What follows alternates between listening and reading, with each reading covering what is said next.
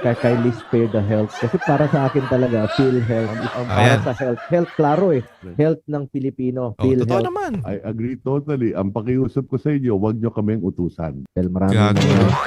probinsya po na walang sariling hospital kaya DOH po nagdadala at marami tayong sinusuportahan na mga hospital at mga health centers at pakiusap ko lang sa tulungan nyo rin po ito. Pakiusap ni Senator Bongo to na wag nang bawasan yung pondo ng PhilHealth. Kung maaari, yung mga excess na pondo, doon na lang ilagay. Itong si Senator Bongo, ang gusto niya, tulungan natin tong mga kababayan natin. Kasi hindi nga yan nila kaya. Hindi kagaya yan ng mga mayayaman. Hindi kagaya yan katulad mong tanga ka, Rector.